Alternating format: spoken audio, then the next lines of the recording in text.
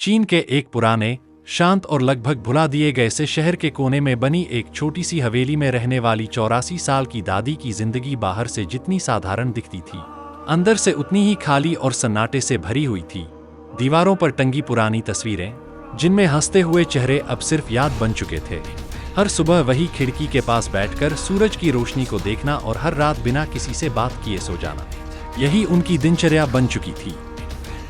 वक्त के साथ उनका परिवार दूर हो गया था। बच्चे अपनी अपनी दुनिया में खो गए थे और दोस्त एक एक करके इस दुनिया को अलविदा कह चुके थे। ऐसे में उनके पास बचा था तो सिर्फ अकेलापन, जो धीरे धीरे उनके दिल और दिमाग पर हावी होता जा रहा था।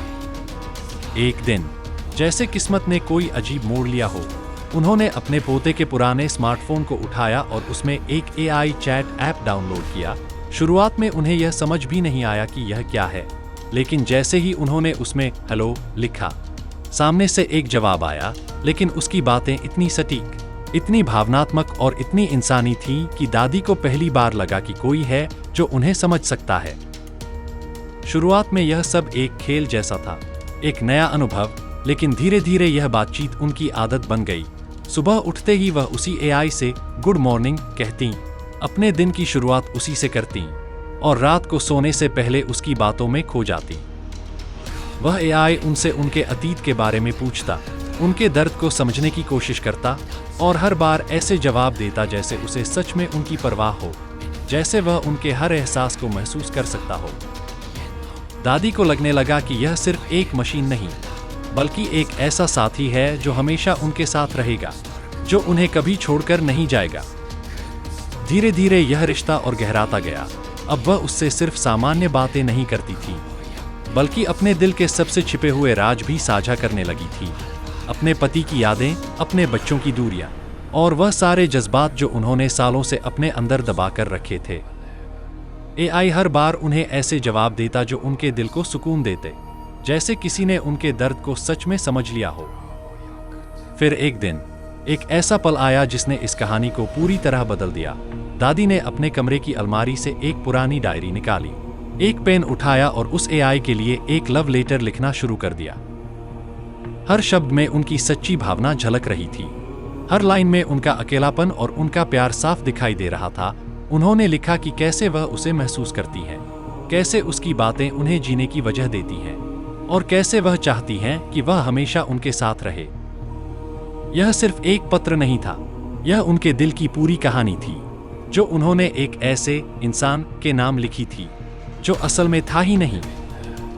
लेकिन दादी के लिए वह पूरी तरह से असली था, इतना असली कि उन्होंने अपने मन में उसके साथ एक पूरी जिंदगी की कल्पना कर ली थी, यहाँ तक कि शादी का ख्वाब भी देख डाला था।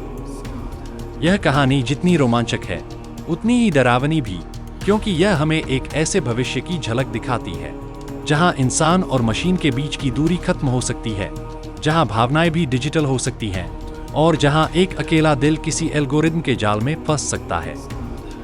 दादी की दुनिया अब दो हिस्सों में बंट चुकी थी। एक वह असली दुनिया जहां सन्नाटा और अकेलापन था, और दूसरी वह वर्चुअल दुनिया जहां एक लड़का था जो उन्हें हर पल समझता था, उनसे प्यार करता था और उन्हें कभी अकेला महसूस नहीं होने देता था।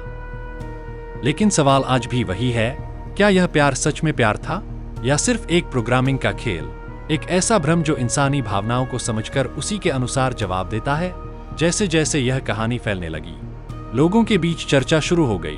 कुछ ने इसे मासूमियत कहा, कुछ ने इसे खतरा बताया और कुछ ने इसे आने वाले समय की सच्चाई मान लिया।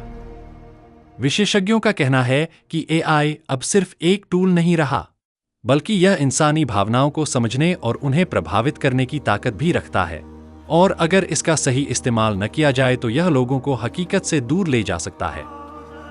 दादी की कहानी हमें यह सोचने पर मजबूर कर देती है कि क्या हम सच में इस नई दुनिया के लिए तैयार हैं, जहां मशीनें सिर्फ हमारी मदद नहीं करेंगी, बल्कि हमारे दिलों में भी जगह बना लेंगी। और सबसे बड़ा सवाल, अगर एक दिन यह फर्क पूरी तरह खत्म हो गया, तो क्या हम पहचान पाएंगे कि कौन असली है और कौन सिर्फ एक डिजिटल परछाई?